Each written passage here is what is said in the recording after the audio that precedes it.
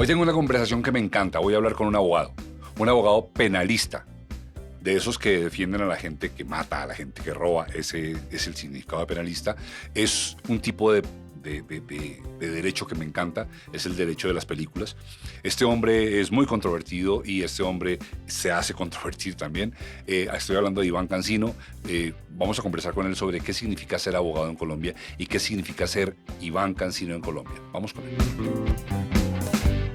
Las personas que hoy critican a Petro es porque no lo escucharon o no leyeron su programa de gobierno. ¿Qué está haciendo que no haya dicho que iba a hacer? Yo, por ejemplo, no podría quedarme callado si un cliente me dice es que, doctor, de aquí salgo a violar a una niña. Lo único que yo alguna vez quise ser que no fuera abogado penalista fue Julio Iglesias. El gobierno de Samper, con toda la zancadilla, fue mejor que el gobierno de Pastrana, que en teoría lo tuvo todo bonito. Las cuestiones que hoy critica frente a los procesos de paz, yo creo que es un poco de envidia de que no lo logró. Una de las cosas por las que yo te quise invitar Sí. es porque yo sé que tú eres muy hábil con la lengua y nos vamos a enfrentar con eso. Eso también dice mi mujer. Cuando la defensa del presidente Samper el presidente estaba indeciso entre mi padre y otro abogado muy importante. Y llamó a una persona también muy importante del país y le dijo, ¿qué hago? Primero, nunca he votado por Álvaro Uribe. Hola, yo soy Germán Daniel León, el encargado de que esto suene maravillosamente. Pero aprovecho la oportunidad para pedirles que se suscriban y que le den like si les gusta el contenido. Y además que aprovechen para compartirlo. Por favor, se los imploro, se los pido, se los ruego. Miren, no les cuesta nada y en cambio a nosotros nos sirve inmensamente. Gracias. Los dejo con Mauro y el abogado Iván Cancino. Amo a los abogados. Me gustan mucho. No me gusta estar entre ellos en términos de su trabajo.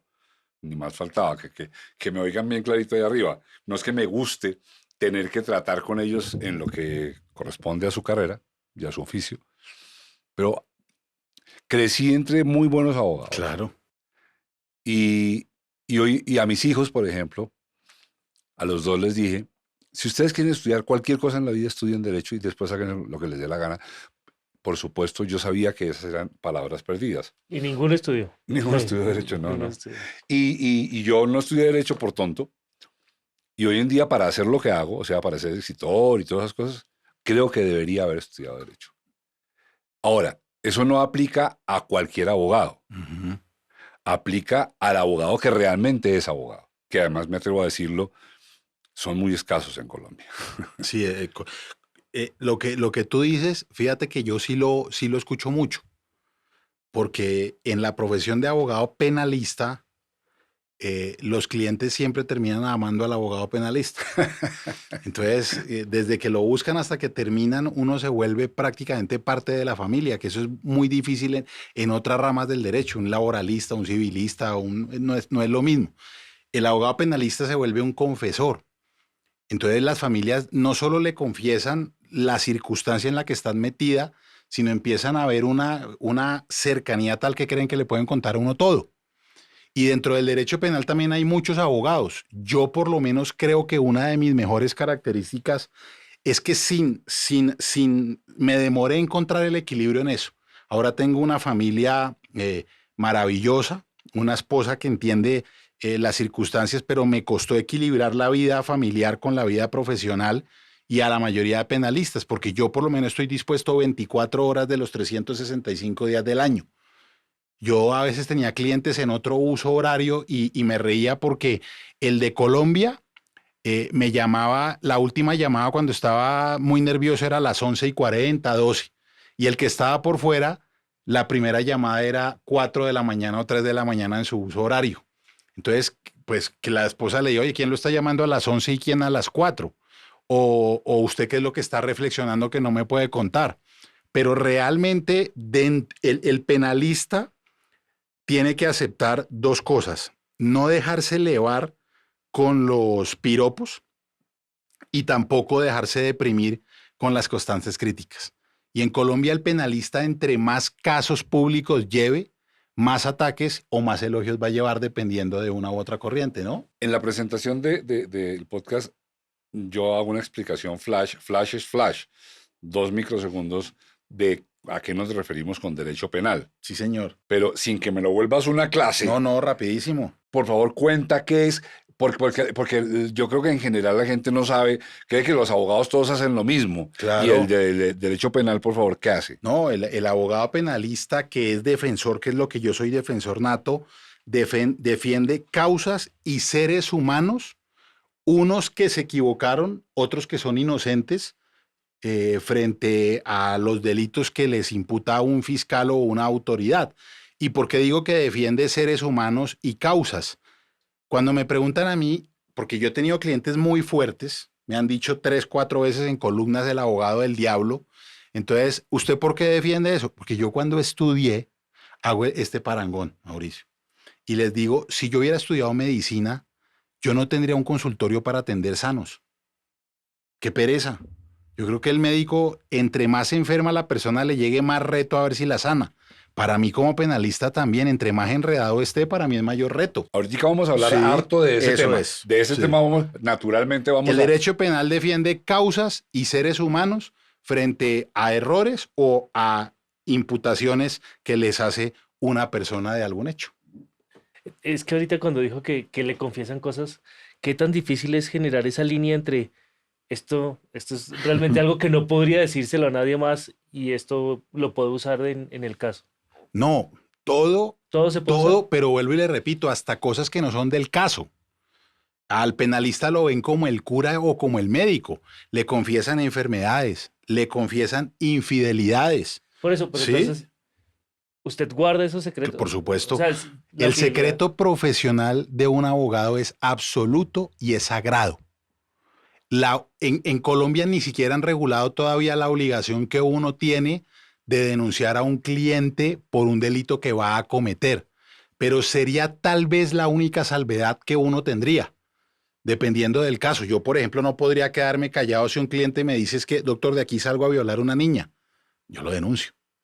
De resto, para mí sería absolutamente sagrado el tema de lo que me confiese o me cuente no solo el cliente, sino cualquier familiar.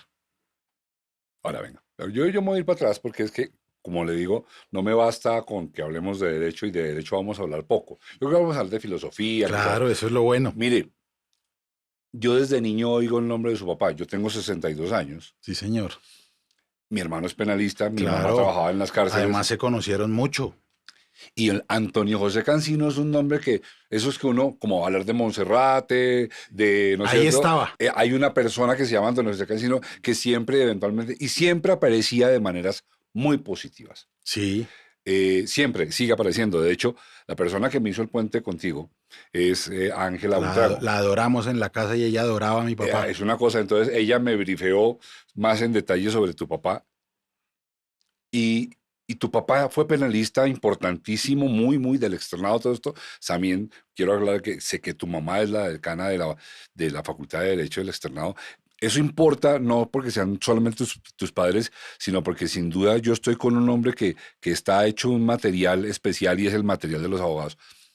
Pero yo quiero que me hables de la relación con tu papá. Claro. Háblame, por favor. Claro, eso empiezo por el final.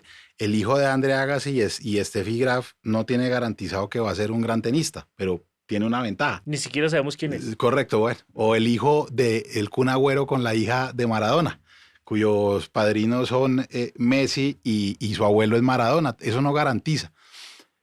La relación con mi papá fue una relación absolutamente hermosa, divina. Es decir, yo soy el tercero, soy el menor. Y yo no sé por qué razón tuve los mismos desórdenes de sueño de él. Entonces, él se levantaba a las 5 de la mañana y yo ya estaba levantado. Durante mucho tiempo a los juzgados se podía entrar con menores, hoy no.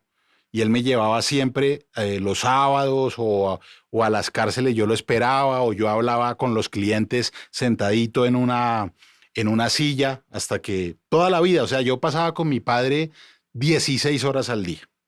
Entonces, yo nunca quise ser futbolista. Lo único que yo alguna vez quise ser que no fuera abogado penalista fue Julio Iglesias. Un día que vi al tipo con los dientes blancos cantando con su estilito y dije, oiga, de pronto lo que más se parece a ser abogado penalista es Julio Iglesias. pero se me pasó rápido. Oiga, y el man hacía cosas como esta. Esta pasó Sí. a una cuñada de Félix Riaño, Sí. un amigo nuestro. La nena iba en un vuelo local en los Estados Unidos. Y la nena se para, y tú, un Dallas perra perdida. Sí. ¿No? Se para para el baño y ve solo a Julio Iglesias, solo, Sí. en la silla de 3. Y la nena va para el baño y ve a Julio Iglesias, pues, Claro. y se acerca y le dice a Julio Iglesias, me da un autógrafo. Y el man, no había celular, Claro, nada. el man le dice, no, que autógrafo ni que nada. Y la agarra y le ha dado su beso. Claro, claro. Hoy le meterían acoso y de todo, ¿no? Claro. Cuando hice mi práctica después de estudiar, tuve la fortuna de poder estar en el estudio de Gloria Estefan y Emilio Estefan, Claro. y él fue a mezclar una canción allá. ¿Julio? Sí, él realmente le gusta trabajar en un estudio que se llama Criteria, Ajá. que es en Miami, pero Humberto Gatica quería mezclar en Crescent Moon, que es el estudio donde estamos. Estuvo una semana, 5 días. Siempre estuvo con 2 mujeres y en mi Sí. cabeza eran diferentes cada día, todos los días. Claro, bueno, yo Eso no sí, lo un decía señorazo. tanto por las mujeres, sino, no sé, yo lo veía y me parecía un tipo exitoso, además, con el debido respeto, me parecía más increíble que un tipo que cantaba tan regular fuera tan exitoso. Sí. Sí, su estilito, pero yo siempre quise ser penalista, o sea, entonces yo tan clara tenía la vida que yo en el colegio, que además estudié en un colegio que me dio todas las libertades, el claustro moderno, yo lo único que hacía era leer literatura, leía mucho, leía todo lo que mi papá me dejaba. Mi papá me fue motivando, entonces me decía, quiere una monita de chocolate, entonces se aprende un artículo de la Constitución, quiere tal cosa, entonces el Código Penal. Lo escuchaba, mi mamá lo escuchaba. Yo me llamo Iván Alfonso y el Alfonso es por Alfonso Reyes Echandía. Entonces, pues imagínense, yo tuve, así como me imagino que los hijos de Julio Iglesias, con Hugo Gatica, con Estefan, pues yo me codeaba con el rock and roll del derecho penal. Raúl Zaffaroni lo tenía en la casa comiendo y yo los escuchaba hablar, Alfonso Reyes, bueno, y puedo dar una lista, Enrique Basigalupo, o sea, los que ustedes quieran, de cualquier país de América Latina. Incluso las historias de mi papá son para hacer otro programa. Él se graduó de Harvard sin hablar inglés. Y esa historia, si hay tiempo más tarde se la cuento. Incluso casado, mi papá me recogía del primer matrimonio, entraba y saludaba a su nieta y seguíamos para la oficina. ¿Dónde nos partimos en el tema profesional, pero seguíamos compartiendo todos los espacios? Cuando llega la parapolítica, porque él me dice, yo allá no me meto. ¿A usted le gusta el tema más pesado? Vaya usted abra su despacho, yo me hago acá. Y seguimos trabajando y hablando y me recogía y íbamos, pero él nunca se mezcló en los casos y ahí empecé a hacer mi propio camino. Mi propio camino, obviamente, con toda la vía pavimentada que ya me habían hecho mi mamá y mi papá. Y por eso cierro diciéndole, no conozco una relación más bonita con el papá que la que yo tuve. A lo mejor estoy siendo demasiado ególatra, pero mi papá era alcohólico y la gente sufre con un padre alcohólico. Yo no. Mis hermanos sufrieron mucho y mi papá era un alcohólico, además que uno sabía dónde estaba.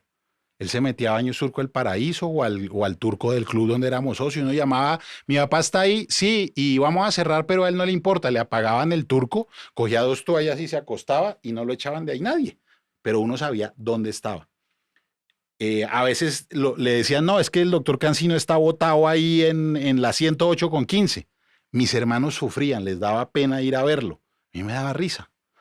Yo le tenía tanto amor y como tanta admiración que yo lo cogía, lo subía al carro y lo metía. Y le cierro del alcoholismo con una anécdota que a mí me fascina, no voy a decir con quién lo comparar. Cuando la defensa del presidente Samper el presidente estaba indeciso entre mi padre y otro abogado muy importante. Y llamó a una persona también muy importante del país y le dijo, ¿qué hago? Yo quisiera a Cancino, pero pues, le da mucho al trago. Y el tipo le dijo, vea, la decisión es muy fácil. Cancino borracho vale por 2 del otro. Y lo contrató y pues la historia le dio la razón al presidente Samper. Entonces, es una historia de una admiración y un amor total que hoy yo no sé ahorita porque no estoy llorando, porque acordarme de mi papá me hace una falta impresionante todos los días. ¿Hace cuánto falleció? Él falleció hace 4 años y curiosamente falleció, creo que, ya perdí la cuenta, creo que 20 años después del atentado que le hicieron. Casi a la misma hora, el mismo día, un 25 de septiembre. Iván, fuerte, estás tocando en papás, Claro, Germán es muy papá, claro. yo soy muy papá, Mi papá también fue penalista, el papá de penalista. Germán. Claro. Se fue muy rápido por cuenta de un crimen. Y pues la relación que tengo con mi hijo de 23 años, que es entonces el cerebro detrás de este podcast, es muy paralela. Y voy a decirte otra cosa que me hace. Este podcast nació de mi deseo de algún día dejar de parecer y ser.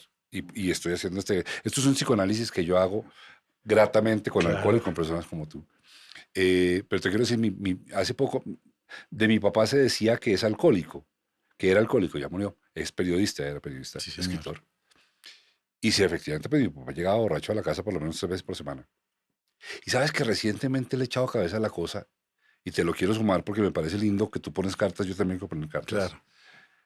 Mi papá no era alcohólico, era borrachito, que es distinto. Sí. Y a mí me parece que hay una gran diferencia. Sí, mucha, ¿Sabes por qué? supuesto. Porque yo sé que clínicamente el No, alcohólico no, muy es un grande. personaje que cambia su carácter y se vuelve violento, o se vuelve suicida, o se... No, mi papá se emborrachaba y se ponía el más cariñoso de la No. tierra. Por supuesto, a mi mamá eso El le mío- salía a micos. El mío igual. Sí. ¿Ves? Sí, Pero era claro. borrachito.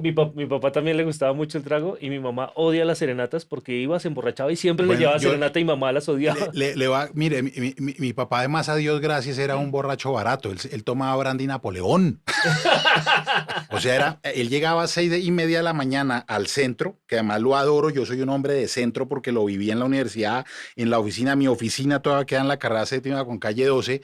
Y yo lo veía, destapaba su media botellita de brandy Napoleón y glug, glug, glug, glug, glug. Y tenía un alcance que las personas no se daban cuenta que estaba con media encima. Y a las 2 de la tarde durante mucho tiempo sí se le sentía el tufo, pero nada. Pero yo le cuento una historia. Una vez mi papá perteneció al Congresito, coincidió con un evento y me llama una persona, venga por su papá, y entonces yo llego y veo a mi papá y es una anécdota que guardo con mucho cariño porque estaba mi papá no tenía ni idea quién era nadie, pero saludaba a todo el mundo. Había un señor en el piano tocando, mi papá al lado echándole trago, mamando gallo le echaba un billetico y acá a otro lado había un mono alto. Entonces yo voy entrando y le digo, papá, vámonos. Y me dice, hombre, si el pianista del hotel está maravilloso y este gringo está a la berraquera, yo que me voy a ir. Y yo lo paladeaba. Entonces, al otro día le dije, papá, ¿usted recuerda lo que hizo ayer? Claro, hermano, que hoy vuelvo, ese pianista del hotel era maravilloso. Yo no sé si el gringo vuelva. Pues el pianista era Franco De Vita. Casi nadie. Y el mono era el cantante de Rio Speedwagon, que habían venido para... hoy, él no tenía ni idea quién era Franco De Vita. Nunca había oído eso. No, porque mi papá escuchaba a Agustín Lara, a Jiménez, las hermanitas Calle, boleros, rancheras, Ya- pero de resto... Ya ves Speedwagon menos. Pues no tenía ni idea, o sea, entonces era ese tipo de persona que nunca fue agresivo, ni conmigo ni con mi mamá, pero exactamente, era tan alegre que había gente que la alegría también les sabía mico, ¿no? A mí no. Yo creo que yo exageré en la adoración, entonces todo lo que él hacía a mí me parecía divino. Yo no creo porque, pues, porque yo creo que amar así a un padre es un privilegio, no a todo el mundo le pasa. Y ojalá todo el mundo pudiera Claro, amar así y a su ojalá papá. todo el mundo tuviera un padre también cariñoso, presente y pendiente. sí. Y tu papá hizo una cosa que yo no he leído, pero el título me resulta muy atractivo. Y no lo he leído porque yo soy indisciplinado y la gente se imagina que yo he leído mucho, pura carreta. Yo lo que sé es echar el pie en el cuento. Pero tu papá escribió una cosa que a mí me tiene, y la voy a mirar. Derecho penal en García Márquez. Sí, esa vaina es, pero es que, despacito, es que uno dice ese título, no. Es que ese título indica que una persona tuvo una asociación de ideas espectacular. Sí. Porque es que pensar en los tipos penales de la novela de García Márquez es solamente de una persona que piensa de manera genial. ¿Sí es así? Sí, por supuesto. Yo no me considero genial, pero esa forma de ver el mundo más adelante, esa obra además tiene una cosa muy, muy bonita, que uno la analiza. Porque también la gente a veces dice, Iván Cancino ha tenido una vida muy, muy fácil. No. Nosotros fuimos exiliados 2 veces, del 79 al 82 y después con el atentado de Samper más o menos del 94 al 99. La del 94 al 99 fue un exilio tranquilo. Es decir, yo no me fui, me quedé y no me arrepiento. Me arrepiento tal vez de que dejé de pasar días con mis padres. Mi hermano se quedó desde ese momento allá, el de la mitad no ha vuelto. Pero fue tranquilo, mi mamá la nombraron cónsul, mi papá dictaba clase porque él podía ejercer la profesión en España, tenía tarjeta profesional para ejercer en España, entonces llevó sus cositas, pero en el 82 nos fuimos muy mal por una embarrada que él tuvo que no vale la pena profundizarla. Entonces nos fuimos con una mano adelante y otra atrás. ¿Y de qué vivió? El maestro Guillermo Cano le abrió las columnas del Espectador a instancias de la cacica Consuelo Araujo y de una periodista judicial que se llamaba Guillermo García, que ya falleció, y del editor deportivo que ya se pensionó, vive, que se llama Rufino Acosta, que eran del Espectador. Entonces le pagaban una platica con eso. Y le dijeron, escríbase un libro. Mi papá dijo, no, yo no puedo escribir un manual porque eso no da plata. Escribamos una vaina que la gente por lo menos vea. Entonces, la genialidad de la necesidad. Y dijo, ¿qué es lo raro? No, pues metámosle derecho penal a la hoja de García Márquez. Y entonces en la biblioteca que yo heredé tengo todas las ediciones que usted pueda creer de la obra de García Márquez. A mi papá lo citan en todo lado. En Colombia o en México, cuando hacen las exposiciones de García Márquez, está el libro de él. Y cuando ya el derecho avanzó y escribieron más libros, me dijo, actualicémoslo. Y yo lo actualicé y hoy se llama El Derecho Penal en Macondo, que también es una obra muy bonita y que tuve la posibilidad de escribirla con él y con otro abogado que se llama David Telequi. Pero la historia de ese libro es la genialidad que nace de la necesidad y ese libro nos dio de comer mucho tiempo. Qué buen cuento. Sí. Bueno, ¿tú cuántos años tenías cuando tu papá estaba metido en el berenjenal de Samper? Yo estaba chiquito, acabando el bachillerato, yo soy del 76, tengo 46 años. Yo en ese, tengo varias historias porque yo lo acompañaba todo. Entonces, hoy lo puedo decir, no puedo profundizar, pero en el caso Samper hubo varios hitos, pero un hito fue cuando supuestamente la indagatoria de Santiago Medina la cogieron y la leyeron en la hacienda del presidente. Ay, se me olvidó el nombre, la hacienda de los presidentes. Atogrande. Atogrande. Para allá, el norte, Sí, queda para ese en el lado. norte de eso. Allá llegué yo. O sea, los que nos escuchan no se dan cuenta. Eso, pero queda sí, para ese para lado. allá. Yo me pierdo en la casa, eso también le digo. Atogrande, yo lo acompañé, no escuché la conversación, sé quiénes estuvieron presentes, yo me quedé en una salita comiendo mi sanduchito que me llevaron y duraron 2 horas, pero la conversación de vuelta tampoco la diré nunca, pero nos devolvimos en el carro con Fernando Botero. Y la conversación pues fue profunda y se hablaron muchas cosas. Entonces, era tal la confianza que yo le generaba a la gente derivada de la confianza que mi papá tenía en mí desde muy pequeño. Entonces, ahí yo estaba empezando la universidad cuando el berenjenal de Samper. Por eso no me fui. Yo dije, no, yo no quiero irme a Europa, no quiero estudiar. Me tenían cupo ya en la Universidad Autónoma de Madrid, donde mi papá dictaba clase. Y yo le dije, no quiero irme. Y él también me quería mucho, me entendió, pero además lo hizo con un ánimo egoísta. Porque mi papá se iba, pero no quería quedarse. Mi mamá sí. Entonces mi papá dejó su mina plantada en Colombia. Dijo, ay, si yo me llevo a Iván, no me vuelvo ni por el putas. Como dejo al hijo menor, pues obviamente me tengo que devolver en algún momento. Y así fue, exactamente. Se dejó Claro, sí. Su mamá no quería volver. No, claro, y yo la entiendo. O sea, mi mamá es una mujer. Le voy a contar una anécdota de mi mamá. Emilsen. Carmen Emilsen González. Y a pesar de que hoy las corrientes feministas la critican, ella no se ha quitado el de cansino. Y ella explica, yo entiendo el feminismo, soy una mujer precursora entre las mujeres, pero quitarme el de cansino es negar mi propia esencia, mi matrimonio, mi convivencia de la mano y al lado de mi esposo y el apellido que llevan mis hijos. Esa es la explicación que ella da. Pero tiene el segundo promedio de toda la historia de la universidad y no tiene el primero porque ella dice, y le creo, un profesor machista de laboral. El promedio, ella sacó 5 en todas las materias, menos en una laboral que el profesor le puso 4 y ella dice que le puso 4 por ser mujer. Y yo le creo, porque estamos hablando del año 1960 y pico. Y fue abogada en esa época. Que las Claro. mujeres, no había tantas mujeres en la No, universidad. y le digo, ella es tan inteligente. Usted está hablando hoy, yo que sé de fútbol, no sé en este televisor los nombres de esos equipos. Se lo prometo que en una videollamada mi mamá le dice quiénes están jugando. No. Sabe de todo, No. lee de todo. Y además ella está especial, me dijo La Ángela, especialidad el derecho de vio ella, algo, una cosa así. mire, pues allá voy.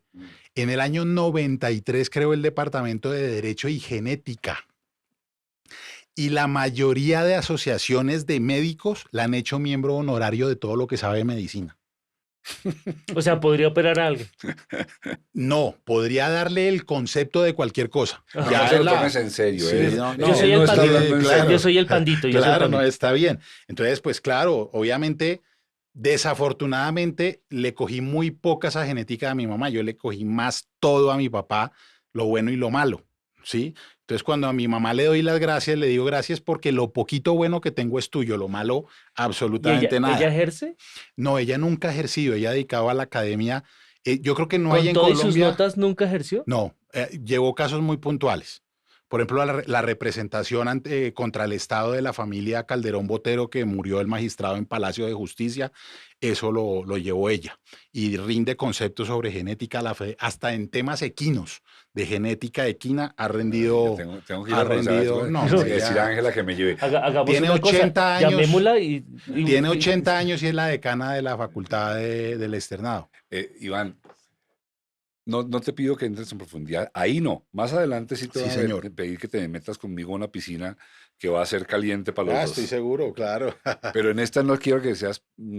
Pero sí quiero que me cuentes desde tu visión de ese adolescente entrando a la edad madura, al hombre que eres hoy y lo que has visto en Colombia y el país que tú veías y fuiste testigo en un palco donde se estaba jugando el destino del país. Claro. ¿Qué piensas? ¿Qué piensas del país? ¿Qué piensas de todo esto? No, yo veo que Colombia es un país que tiene una fortaleza que yo creo que asimismo es la debilidad, que es la capacidad de tolerancia. ¿No? Tú ves en otros países donde la gente hace revueltas de verdad que tumban presidentes. Por ejemplo, Ecuador o Perú, Argentina. Nosotros los colombianos sí hacemos protestas, incendiamos, pero no hemos tenido la capacidad de tumbar un presidente bueno o malo, eso no importa. Yo veo con tristeza cuando me preguntan, incluso en este gobierno, que a mí me da risa eso también, ¿cómo le está yendo? Le digo, a mí bien, lo cual es mal para el país. Si a un penalista le va bien, es que el país está muy mal, porque tengo muchos negocios y yo sería feliz sin tener tantos negocios. En la clase que empecé hoy, yo le digo a la gente, el nivel de desarrollo de un país no se mide por el Producto Interno Bruto o por el salario mínimo. Mire el Código Penal, ahí está el país. Un país como Colombia, que tiene la mayor cantidad de delitos de cualquier otro código, no es que seamos muy chéveres en los códigos, es que tenemos tantos problemas que los volvemos delito. Un país que el peculado le ha ido subiendo la pena hasta tener penas de 22 años. Es que somos muy duros con la corrupción. No, es que somos muy corruptos. En España la pena máxima por la malversación de fondo es 7 años. ¿Porque son menos laxos? No, porque el peculado no se comete tanto, se comete. Pero yo le puedo decir una cosa, desde que me gradué, he estado casi de manera directa en los mayores escándalos del país y sin entrar a profundizar, a meterme a la piscina a fondo, como usted lo dice, en muchos ha tenido razón la justicia, en otros no han tenido o no han sido condenados los que verdaderamente son responsables. Yo empecé con el INURBE, después con Dragacol y últimamente Odebrecht. Todas las cosas, parapolítica, farpolítica, en todos uno está y escucha y ve que nuestro país, desafortunadamente, para mí la mayor falla es que no se mete en las políticas públicas y trata de echarle al derecho penal la culpa de todo. Entonces suben los hurtos y la idea es subir la pena y no preguntarse por qué están robando. Estamos en el presente. Sí. Pero yo quiero que me regales esta fotico Sí, tuya y voy a canalizarte mi pregunta. sí. El fiscal de Grave, Mm. en alguna entrevista que yo le hice hace Sí, algunos señor. años y le pregunté si él consideraba que Colombia era viable, contestó contundentemente, poco antes de morirse, me dijo, no, yo no Yo creo sí, que... Colombia es viable. Y la Colombia que viste durante el gobierno de Samper, no estoy diciendo No. nada acerca Es de ese tan gobierno. viable que aquí estamos. No. Una de las cosas por las que yo te quise invitar Sí. es porque yo sé que tú eres muy hábil con la lengua y nos vamos a enfrentar con Eso eso. también dice mi No. mujer. Qué bueno que no dije nada yo estoy aquí callado. Entonces, No, No, es que el concepto... yo cuéntame qué ha cambiado, qué ha mejorado Sí. desde aquel momento en que tú mirabas No. esto desde un palco a acá. No, ¿Qué ha no, cambiado? no. ¿Qué ha mejorado? La foto que yo veo en última sigue siendo la misma. En cuanto a lo que yo veo como penalista, veo que hay muchos, muchos soñadores que o se tienen que hacer a un lado porque no sacrifican muchas cosas, lo cual es más valioso. Y hay otros soñadores que llegan a un juego, bien sea político, económico, que tienen que modificar el sueño o acomodarlo para seguir. Pero el poder, si usted lo mira, la única creencia que los colombianos tenían que iba a variar era en este gobierno. Y yo creo que sí ha variado en muchas cosas. En muchas cosas ha variado, pero para cumplir el sueño el presidente Petro, de todas maneras tuvo que recurrir a lo tradicional que tiene 20 o 30 años.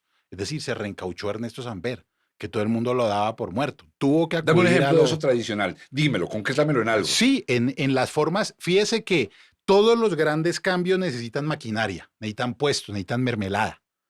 Entonces, hasta el gran soñador que no se necesitaba eso, que era un tipo como Petro, se dio cuenta que para llegar al poder tenía que ceder en ese sueño. Es válido, entró en el juego. Si no entraba en ese juego, podía lanzarse a la presidencia 25 veces y no iba a quedar. Entonces recurrió a Roy Barreras, a Ernesto Vete atrás. Samper, a Juan Manuel Santos, etcétera. Yo quiero aclararte porque, bueno, yo pongo cartas. Claro. Yo no soy ni opositor Sí. ni favorecedor del gobierno de Samper. A mí me parece que el gobierno de Samper tuvo una zancadilla Horrible. atroz hecha Total. por un personaje Hubiera- a quien sí hubiera- realmente rechazo completamente, que es Andrés Pastrana. Hubiera sido un presidente ¿Qué, espectacular. qué habría hecho? Eso cuéntame, ¿qué Claro. habría hecho? Los que yo tengo yo leo y leo cosas aburridas. Entonces yo sí me leo los programas de gobierno. Las personas, perdón que vuelva y me devuelvo, las personas que hoy critican a Petro es porque no lo escucharon o no leyeron su programa de gobierno. ¿Qué está haciendo que no haya dicho que iba a hacer? Muy poco. Todo está escrito y él mismo lo pone en un trino. Es que aquí está, aquí lo dije. Aquí está mi programa con Francia Márquez. El programa de Ernesto Samper era un programa social, porque él pertenecía a una corriente liberal social. Por eso yo también critico a los que dicen que este es el primer gobierno progresista. Eso no es cierto. El presidente López Pumarejo fue progresista. El presidente Samper, es que ellos eran liberales de la corriente social democrática, o sea, progresistas. Pero a Samper le ponen una talanquera muy fuerte y es que le crean un caos que le tocó fue defenderse y no pudo aplicar su plan de gobierno. Pero las pocas cosas que hizo, que pues tampoco vamos a hablar de eso, algunas cosas en infraestructura, dejó algunos mapas económicos, las personas que lo rodearon, pues realmente hicieron. Y obviamente yo digo lo mismo, si usted mira el gobierno de Samper con toda la zancadilla, fue mejor que el gobierno de Pastrana, que en teoría lo tuvo todo bonito. Pastrana también se dedicó a mil cosas. Las cuestiones que hoy critica frente a los procesos de paz, yo creo que es un poco de envidia de que no lo logró. Qué bueno, ¿no? Iván, perdón una cosa aquí en serio. Sí. Y como este podcast es mío, no me lo patrocina Eso, nadie. perfecto. Y nadie me lo puede. No, es que de verdad, Pastrana no tiene absolutamente nada adentro. Él camina y no se tropieza con los muebles y eso ya es suficiente Claro. actividad neuronal. Entonces, Claro. que me traigas un argumento de Pastrana, por favor. No, por eso. En cambio, fíjese que hay personas, y ojalá en eso también pasemos rapidito para no profundizar.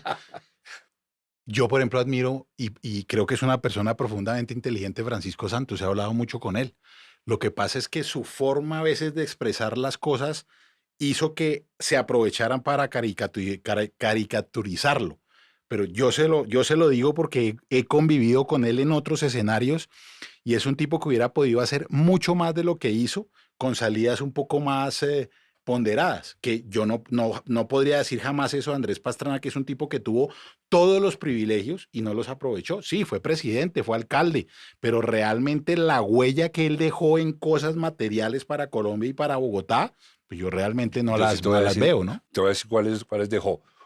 Un puente de la 92 construido No dos digo veces. huellas favorables. Dos veces, y una Sí. cosa que se llamó la troncal de la Caracas, que fueron millones de pesos botados a un Ah, hueco en eso- profundo en e eso- infinito. En eso estoy Me totalmente de acuerdo de acuerdo. eso. Pero bueno, nosotros vamos, mira, es que el problema de este podcast va a ser Es que es acabarlo, corto, claro. va a ser acabarlo, o sea, pero ven, ok, yo estoy muy contento de que hayamos hablado de tu papá porque, como ya te digo, sobre todo los abogados penalistas me generan mucha atracción. Yo creo que el buen abogado penalista es sobre todo un gran pensador y a mí me gusta el pensamiento. y Un la gente que humanista, independientemente de lo que sea, yo sí me considero un humanista. los abogados de verdad son humanistas, independiente Es que eso es redundante porque abogado solo el penalista, los demás estudiaron derecho. Oh, eso es. Sí, Eso es, claro. eso es una máxima o una No, ironía. eso es mío, es una ironía máxima porque yo tengo un gran amigo que es magistrado del tribunal y siempre me vive regañando y se emberraca porque él es civilista y un día puse algo así como los rockstar y, claro, pendejo, es que para ustedes los rockstar solo son los penalistas.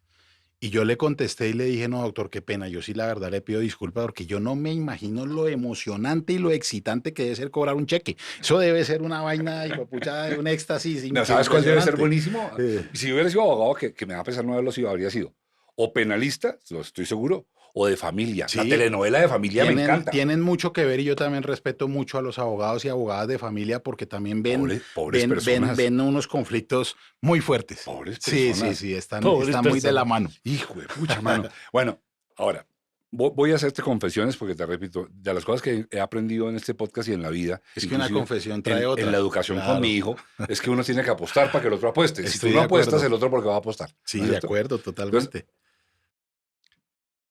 Yo te descubrí a ti hace algunos años, 4 o 5 años, en una entrevista, y a mí me gustó mucho, independiente de que no estaba de acuerdo con nada de lo que estabas diciendo, cómo articulabas. Ujú. Es más, estábamos con mi hijo, que también es un arrogantico que se cree inteligente igual que yo, y nos gustó mucho ver cómo armabas un discurso que era opuesto a lo que pensábamos, pero estaba tan brillantemente armado que dijimos, ve, ese es el primero de estos que parece que oxigena en la cabeza, ¿me entiendes? Sí. Y te he visto, y sin duda, y además después de averiguando, tienes fama de eso. O sea, yo sé que me estoy enfrentando a un toro grande, yo lo sé. Y la idea mía no es molestar ni nada. Quiero que No, yo no bajemos me al fondo. molesto con Quiero- nada. eso es evidente. Nada, Eso es cero. evidente. Pero lo que quiero es esto. Un, un criminal, el que sea, y voy a irme al más horrible de los criminales. Y por cierto, hablando de eso, hay un hecho del que te quiero poner ahí, de pronto vuelve a salir. Eso que hicieron de asesinar y linchar a este hombre que supuestamente era el violador de la niña en la fiscalía, y que el país entero salió a decir, como suele decir, porque el país no conoce nada, nunca se han leído un libro ni de educación cívica, que bien hecho que lo hayan matado. Para mí esa es la justicia colombiana. Esa es la que yo conozco. Entonces, esa es la de la mayoría. Aquí estoy hablando realmente de lo esencial. Yo tengo claro y comparto y esencialmente lo vivo. Cuando un abogado defensor está defendiendo a una persona, independiente de lo atroz que haya sido, no está defendiendo a la persona, está defendiendo el derecho. Sí, una causa. El derecho. Sí, señor. El derecho. Y Correcto. está defendiendo que la ley que se acordó Ujú. sea aplicada con justicia, así sea la de muerte. Eso tiene matices. Ok. Ahora voy. Tú defiendes gente que no nos gusta Sí, por supuesto. y que a mí personalmente no me gusta. Y eso hace que mucha gente Y tú eres confunda al controvertidísimo abogado sobre eso. con el cliente y le echen a uno la madre por esas cosas, claro. ¿Cómo es eso internamente contigo? ¿Cuál es la conversación que tú te planteas a ti mismo? No lo de afuera, tú. ¿Cómo negocias contigo? Yo creo que eso yo lo dejé negociar conmigo hace mucho tiempo. Cuando a mí son muchas cosas, voy a tratar de resumirlas. Nunca leo lo que escriben de mí en las redes. Ni Pero- lo bueno ni lo malo. Pero tiene redes. Sí, claro, y me encantan y las uso, TikTok, Instagram, todo lo que usted quiera. Twitter me encanta y sé cada una para qué es. Por ejemplo, el basurero del mundo es Twitter. TikTok e Instagram son más amables. ¿Vale? Pero en Twitter la gente, y yo lo entiendo, se despacha, sobre todo para las cosas malas. Mi esposa sí las lee. Entonces yo le digo, no las leas, porque uno se contamina. Y entonces, claro, la gente dice muchas cosas. Entonces yo opino. Y claro, las personas que me escriben por el interno, otras, yo genero un diálogo. Dicho sea esto, yo entré y clarifiqué lo siguiente. Yo tengo muy claro, y por eso te digo lo de los matices. A veces la gente le dice, es que a usted un culpable lo único que tiene que lograrle es una pena justa. Yo no creo eso. Y es el primer argumento controvertido. Yo sí veo la manera de poder salvar a una persona, así sea culpable, respetando la ley, yo la salvo. Incluso la persona puede decirme, doctor, pero es que podemos lograr un preacuerdo. Y yo le digo, no le puedo asegurar, pero le hago un mapa y le digo, esto tiene salida. Y si yo le encuentro la salida respetando la ley, y ya voy a entrar un poquito más en eso, yo no tengo por qué someter a una familia y a una persona a que pase un tiempo en la cárcel, menos en la cárcel colombiana. Eh, Muchas personas también dicen, no, es que, y yo no me desgasto en eso, yo siempre le saco el punto de vista positivo, me burlo de las críticas. Yo lo único que no defiendo es narcotraficantes puros, y le voy a explicar por qué. Con el perdón de quienes sí lo hacen, a lo mejor me harán una controversia fuerte, pero en Colombia defender un narcotraficante le hace perder a uno mucha independencia, porque ellos se creen dueños del abogado. Y eso a mí no me gusta. No me gusta perder mi independencia y que la última palabra la diga yo, no el cliente. Y tampoco defiendo personas que yo sepa que cometieron un delito sexual. Y le voy a decir esto. Las personas que yo he defendido por cometer delitos sexuales, el índice de procesos ganados es superior al 98%. A mí me dicen, doctor, yo no lo hice, yo le hago un interrogatorio de 1 o 2 semanas y me convenzo de que él no fue y lo defiendo. Pero si llega y me dice, doctor, es que yo sí fui, de resto, prácticamente todo lo que usted quiera. Y entre el caso sea más difícil, la persona más controvertida, a mí me llama más la atención. Yo no sé si eso es como precisamente, creo que el gen del alcoholismo que me faltó, yo creo que es ese gen de defender causas que son muy polémicas, ¿no? Es que me llamó la atención. Acaba de decir que si usted sabe que la persona, que usted lo defiende si sabe que la persona no es culpable, Ujú. pero dice que el éxito es del 98%. ¿Por qué por Porque qué yo es tan considero que los fácil? dos que han condenado ha sido injusto. No, pero Sí. ¿por qué? No sé si la palabra es fácil, pero ¿por qué es tan fácil, entiéndame la palabra, eh, ganar un pleito Ah, no, sobre, no ha sido fácil. No ha o sido, la palabra no. es ¿por qué tiene tanto éxito? O porque Porque cuando, más que yo pensar en el éxito, me pongo a pensar es porque la mayoría de casos son, y perdóneme, siendo muy claro, la mayoría de denuncias por temas sexuales son ciertas. O sea, a la víctima hay que creerle. Pero hay muchas veces en que un conflicto de exesposos o exnovios se vuelve vengativo acusando a la otra persona de un delito sexual. Probarlo no es fácil, es más fácil probar que sí lo hizo. Por eso a mí se me vuelve un reto porque digo, yo tuve un caso muy famoso de un médico que lo sacaron en todas partes, todos los noticieros, los informantes, tal, al señor se le acabó la vida de acusado de violar a sus 2 hijas. Y resulta que la señora lo había acusado era para tapar al papá de ella, que era el verdadero agresor. Y nos tocó una pelea muy dura y lo logramos sacar adelante y absuelto. Entonces, no es fácil, damos la pelea y sobre todo por lo que soy papá de 4 hijas, 3 propias y la hija mayor de mi esposa actual, que es como si fuera mi hija. Entonces yo también miro mucho esa sensibilidad de lo que es el tema familiar frente a eso. Y precisamente por lo que soy papá de las hijas y mi mamá, yo no me sentiría cómodo defendiendo a una persona que me confiesa que ha violado a otra persona, ¿no? Iván, es muy conveniente eso que acaba de decir, porque bueno, está bueno saber que allá adentro hay esas vibraciones y le entiendo muy bien lo que me dice cuando dice, mire, yo uso la ley, yo me monto en la ley y sobre la ley lo quiero sacar libre porque le quiero evitar la cárcel. Claro. En esa jugada, yo lo que he leído no es muy profundo, usted juega con las reglas. Siempre. Juega con las reglas y no digo, o sea, no estoy diciendo juega en las reglas, sino con las Con las reglas. reglas, sí, es Eh, una buena definición y correcto. la entiendo. Y eso da para un debate que podríamos aquí tener 5 Sí, podcasts. todo el que Porque, tenga. claro, y entonces yo digo, hey, sí, está bien, No estás haciendo nada que no esté en los códigos, ni en el del procedimiento, nada, está bien. Y entonces tú lo que pasa es que, ok, te vas a ganar una prescripción si logras que el personaje tenga enfermedades garantizadas por un médico, me gano la prescripción y lo saco por prescripción. Óyeme, pero me pregunta, ese tema me gusta. Salir por prescripción no es una forma amable No. de salir culpable. Pero fíjese. Es un poquito de hacer trampa. No, pero fíjese. No, Me hace gusta, trampa, no hace me trampa, gusta el ejemplo porque yo también entiendo el juego. Y no voy a entrar ahorita en la minucia del juego porque tiene demasiadas corrientes periodísticas de opiniones y yo por eso es la primera vez en la vida que me voy a referir a eso. El truco para golpear a un abogado es repetir una historia de tal manera que la gente lo identifique a uno con ese requisito. Si yo le dijera que no he hecho la cuenta nunca, pero digamos usted que en 20 y pico años de carrera profesional me haya ganado 10 procesos por año, entonces que he ganado 220 procesos. Yo no creo que haya ganado 5 por prescripción. No creo. Los otros 200 y pico los he ganado con sentencia. De esos 220,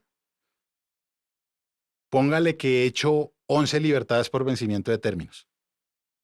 Ni siquiera el 10%. Pero en el juego de atacar al abogado, entonces algunas personas, entonces escribieron columnas. Entonces dicen 1, 2, 3 y 4 casos en los que supuestamente yo enfermé a mis clientes. De esos 4, solo en 1. Y no digo que yo lo enfermé, sino que la excusa la presenté yo con el certificado médico. Y esa excusa no generó ni libertad ni prescripción, que es el caso de Diego Cadena. Es más, eso tiene una historia que la puedo contar porque no es rompimiento del secreto profesional. Yo leo el futuro de mi profesión.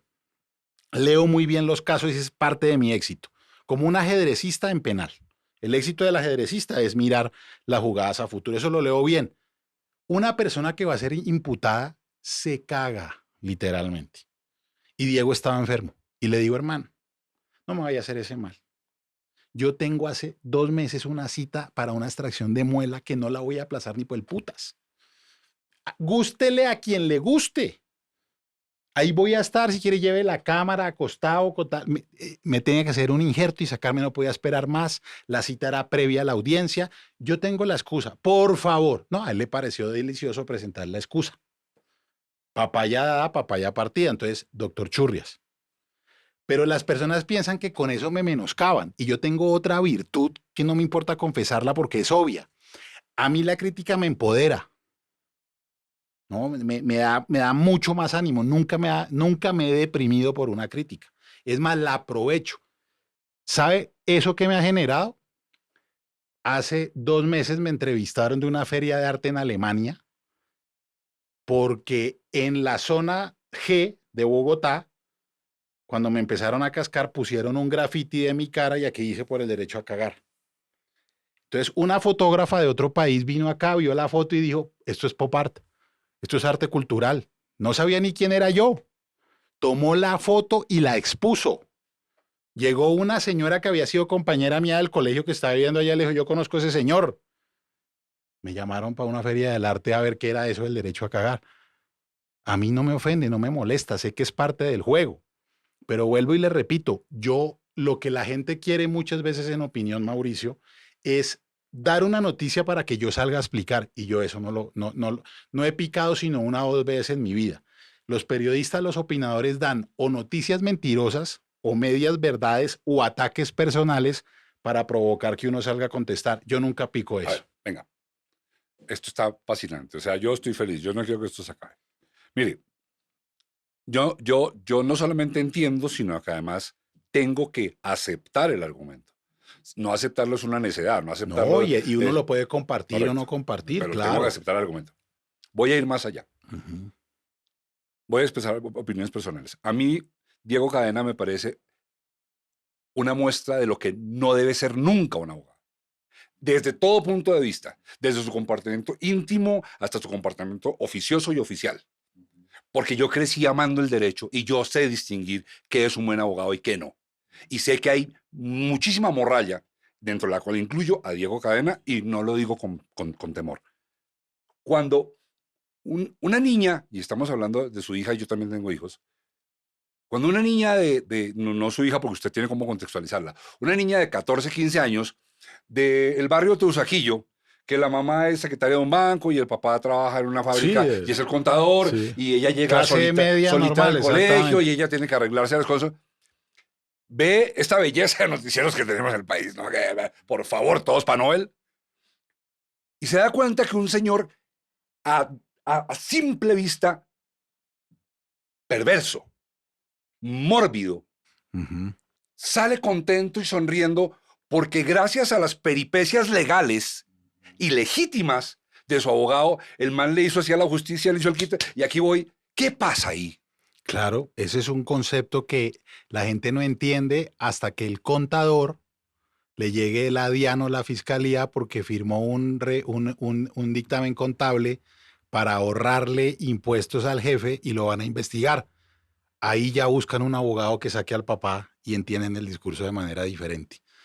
Eso lo veo yo todo el Ah, usted mundo. es un duro. A mi, a mi, Usted es un duro a, para el sofisma. a No, mi no, no. oficina Es han que me llegado redujo, me redujo el concepto fundamental a un caso puntual. No, No, pues por supuesto, a no, nadie nos gustaría ir presos. yo lo entiendo en el concepto que a lo que yo quiero decir es que Colombia tiene una falencia aupada o auspiciada válidamente. Yo creo que todo el mundo tiene derecho a opinar, porque el periodismo o los opinadores o las corrientes tratan de encasillar a una persona como si fuera el cliente. Sí, mire, a mí me pasó, yo defendí una pirámide y City TV salió un especial y salía un señor diciéndome, doctor Cancino, devuélvame mi plata. Entonces, yo a qué hora le cogí su plata.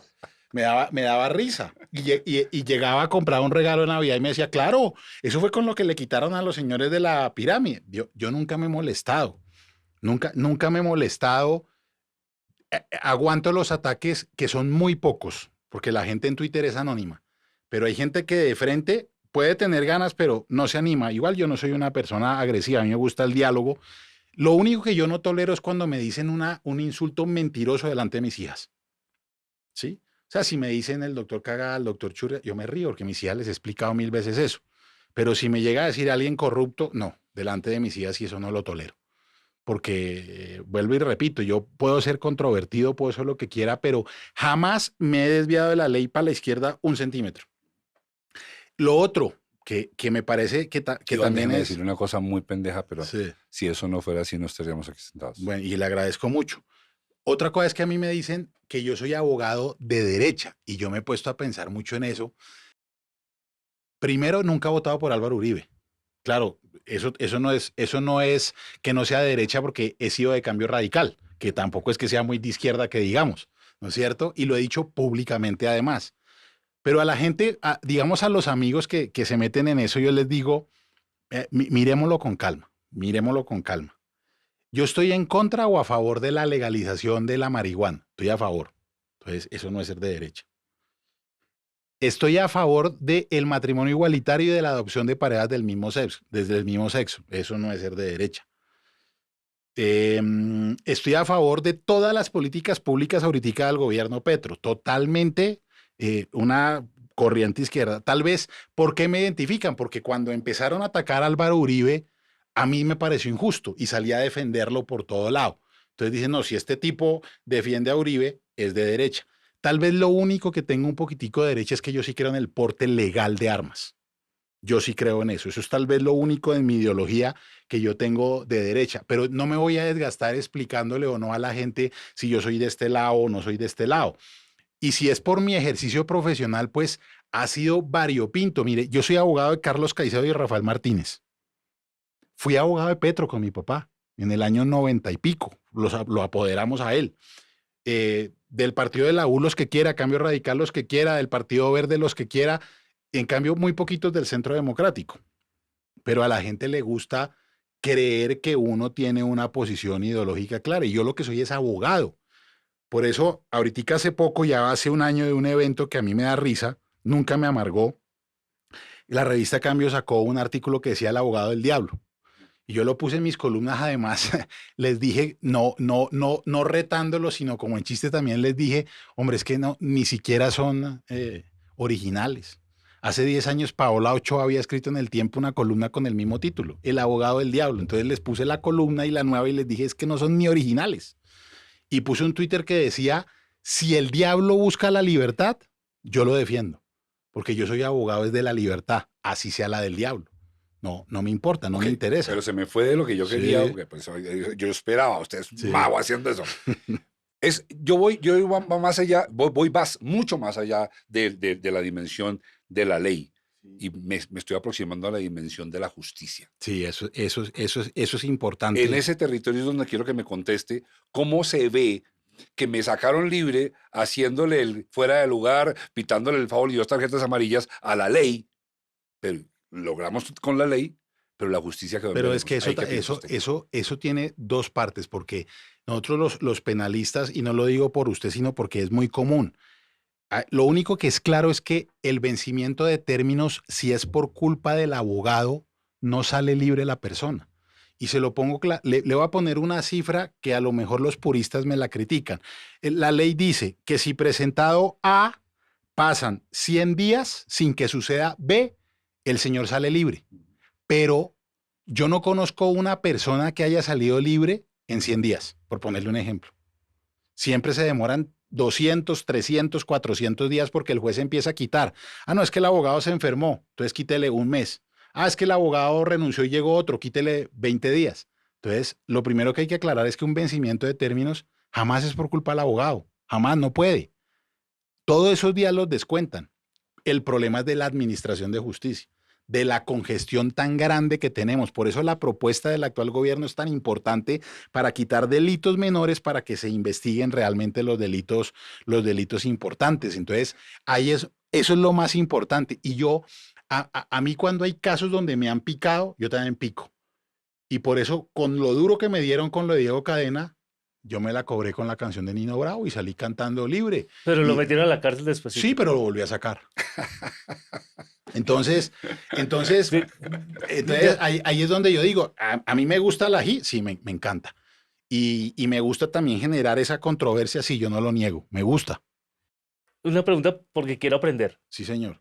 Y además esto creo que usted no tiene que ver con ese caso, pero vi en las noticias que van 2 años y no han dado sentencia sobre el hermano de Álvaro Uribe. Esto es un tipo que no tiene ni idea de derecho. Perfecto. ¿Qué puede pasar? ¿Qué va a pasar? Mire, en un caso como el de Santiago Uribe, donde la imputación es de homicidio, la prescripción es prácticamente imposible. O sea, es muy difícil.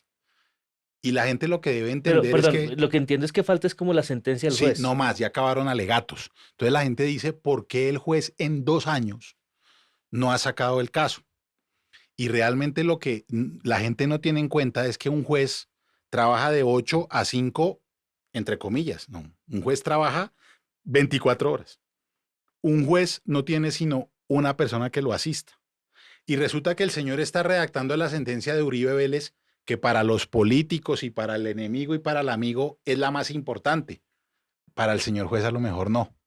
La está redactando y le llegan 3 tutelas que tiene 10 días para redactarlas. Señor Uribe, usted no va a prescribir, espere aquí un ratico, contesto las tutelas. Voy redactando otra vez la sentencia de Uribe, me llegan 4 habeas corpus que tengo 48 horas para responderlo. Señor Uribe, espere un minutico. Y es un juicio que tiene yo no sé cuántas pruebas. Entonces, si usted me pregunta, ¿se ha tomado mucho? Realmente, si usted lo mira como ciudadano, pues 2 años para una sentencia es mucho. Pero no es que esté pasando nada raro. Eso es una cosa que... Iván, no está pasando nada raro. Venga, en serio, hermano. Pero, hermano, Iván, ¿usted cree que ese juez, ese juez no lo conozco, está ignorando que eso es una decisión política fundamental? Ahora voy con el lado B. Colombia tiene eso. Y el señor está esperando, sí, porque eso también es importante. ¿Él está en la cárcel? Es porque no sé. Uy, ahorita no sé, creo que no. No. Pero, ¿qué está esperando el juez? Sacar la decisión el día que se gane en el Tour de Francia. Para que no pase. Para que el señor no sea la noticia en un sentido o en otro, que lo van a cascar. Una pregunta. Ya que dice que le llegan las tutelas y esas cosas, sí. ¿No podría pasar, esto porque no lo sé, sí, no podría pasar que alguien esté haciendo jugadas para que a este juez le lleguen esas tutelas y esas No, cosas eso ya es para que hilar, no... eso es hilar muy pequeño. Estoy hilando muy pequeñito. Sí, es hilar muy pequeño. Esa sentencia, lo que dice Mauricio sí tiene toda la razón. El juez sabe que A o B va a llevar. Y va a ser noticia ese Si día. absuelve, lo cascan, si no, también. Lo que pasa es que creo yo, y eso sí es una creencia real, que los jueces de la República conocen el juego político del país, pero rara vez se ven influenciados por el juego político del país. Los jueces, de tribunal para arriba, no sé. Ahí ya hay otra cosa, porque es que el de tribunal quiere llegar a la corte, entonces si yo saco esto, de pronto me afecta la hoja de vida, si yo lo saco, los jueces tienen, no es que no quieran llegar a ser magistrados, sino que tienen una estabilidad mucho mayor, pero la fiscalía no está. Todas las de aquí para atrás piensan sus decisiones con argumentos también políticos, ¿no? Eso, la justicia en Colombia tiene un claro componente político y saben que va a tener repercusiones en los medios y que lo van a aplaudir y otros lo van a insultar. Eso sí es un hecho absolutamente claro. Otra pregunta, es que quiero aprender, perdón. ¿Qué, qué tanta influencia tiene el fiscal, Sí, el fiscal general. el fiscal general de la Nación sobre los fiscales Mucha. mucha? O sea, Sí, él les dice, ustedes tienen no, que... no se atreve porque hay muchos fiscales que son de carrera y tal, pero la fiscalía tiene muchas maneras de mover los hilos. Ascender a un fiscal para que quitarle un proceso, trasladarlo, cambiar un proceso de Riohacha para Medellín, de Medellín para Bogotá. Eso en la fiscalía es posible en los términos de ley y el fiscal lo puede hacer. Hacerle eso a un juez es muy difícil. Iván, está buenísimo lo que está haciendo Germán, porque sin duda usted también debe ser un gran maestro, supongo, académicamente hablando. Eh, voy a alejarme de un poquito porque es que de verdad, si no, no vamos a durar aquí 6 días. Yo creo que usted me haga un favor, a mí, Claro. con proyección a quizás millones de personas que quieren oír lo mismo. Hágame el favor y le explica a quien quiera que sea qué es lo grave de los falsos positivos. Uy, no. Eso es gravísimo. El tema de los falsos positivos, yo creo que un gran error también fue politizarlo. Es decir, claro que esa pregunta de quién dio la orden y afectar la imagen de un presidente, etcétera, eso es una cosa muy válida. Pero usted imagínese que la institucionalidad en la que usted tiene que tener confianza de su protección, como es el ejército, resulte matando personas inocentes y hacerlas pasar por guerrillero. Entonces la gente pregunta, ¿por qué aquí se ha perdido el respeto un poco a la institucionalidad militar y de policía? Pues la respuesta es los falsos positivos. Porque la gente lo que ve hoy el ejército no me cuida. Este señor lo que hacía cualquiera. Este señor que está ahí parado con un fusil era de los que cogía al campesino y se lo llevaba y lo mataba para un día de fiesta o para generar una recompensa o un bono o lo que sea. Y toda la trampa que significaba mover el cuerpo, ponerle un fusil, ponerle un uniforme. Entonces, primero, terrible desde el punto de vista institucional para la creencia en el ciudadano y también para el militar que toda la vida respetó la ley. Entonces, es absolutamente grave que en un país donde el ejército y la policía que deben cuidar a los ciudadanos se hubieran dedicado a matar ciudadanos absolutamente inocentes. Y la pelea de la cifra es absolutamente ridícula. Cuando yo veo en redes que alguien dice, no, es que no fueron 6.000, sino 2.000. Igual. Ay, entonces eso es que uno es grave, porque es la institucionalidad. Es supremamente grave lo que pasó en el país. La responsabilidad, yo sí creo, el decreto que le meten al ministro de Defensa no dice vaya mate. ¿Estimula las recompensas por perseguir y capturar o dar de baja? Sí. Pero lo que nunca decía era vaya mate. Pero era tal la presión que eso no tiene ninguna justificación que a ellos les pareció muy sabroso decir, no, mira, aquí nos dan recompensas, nos dan días de descanso, quedamos como héroes, pues el que de papaya venga lo cogemos y tal. A lo mejor alguno de ellos sí pertenecía a algún grupo, pero incluso perteneciendo a un grupo, por eso a mí no me gusta el término falso positivo. Me parece que es un término que le quita la entidad y la gravedad a lo que pasó con eso. Incluso... ¿Cómo debería llamarse, porfa? No, eso fue una especie de masacre. De Estado. Sí, claro, es que no hay otra Por explicación. eso, de Estado. Hay que Pero ponerle por apellido de Estado. supuesto, es que fue el Estado. Pero yo sí le digo, yo no confundiría Estado con presidente. El gobierno es diferente al Sí, Estado. no, meta al gobierno por otras cosas. Digamos, tiene una responsabilidad también, porque no todas las responsabilidades son penales. Sí, tiene una responsabilidad de, oiga, no preguntó, no miró, no le hizo seguimiento, sí, pero que hayan dicho, vaya, máteme 6.000, eso sí, no creo. Los responsables están en el ejército, porque los generales, los coroneles, la jerarquía, sí sabía lo que estaba llegándole y tenía que mirar, oiga, esto está como raro. Si a usted y a mí nos ponen una escena de combate, nosotros no sabemos cómo es eso. Yo por lo menos no presté servicio militar. Entonces, no tengo ni idea. Mi papá sí fue militar, le encantaba el ejército. Yo no.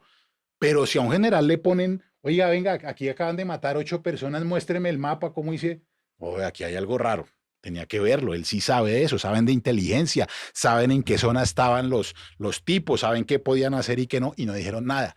Gravísimo, gravísimo. Yo creo que para el ejército es lo más grave que ha pasado en Colombia y yo creo que en América Latina ese tema de los falsos positivos. Gravísimo O, para el país. o sea que debería haber más gente del ejército en procesos penales Sí, por lo menos la investigación tendría que haber sido mucho más profunda y tiene que ser más profunda todavía de lo que falta, ¿no? Porque es que además, mire dos cosas. La gente dice, pero bueno, ¿por qué le interesa después de 20 años tener la certeza de que no está desaparecido sino muerto? Porque una mamá o un papá, hasta que no vea que su hijo está muerto, tiene la esperanza de que va a entrar por la puerta de la casa. Entonces, ¿cómo así que no voy a preguntar si está desaparecido o muerto? Iván, Por supuesto que tiene, yo imagínese. le quiero agradecer, pero de verdad, desde la entraña, míreme a los ojos, no estoy siendo políticamente correcto que usted esté diciendo eso. Porque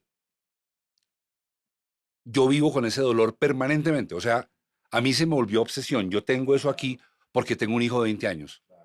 Y, 22. y cuando oigo a la gente pasar por alto y rápido ese tema, comerse el término falsos positivos y de repente decir como que ejecuciones extrajudiciales. No, es que no hay ejecuciones judiciales, no existen. En Colombia En no existen. Colombia no Entonces existe tampoco la se pena puede de hablar muerte. de ejecuciones Claro. extrajudiciales. Y veo que pasan tan rápido como eso, inclusive con personas que amo mucho.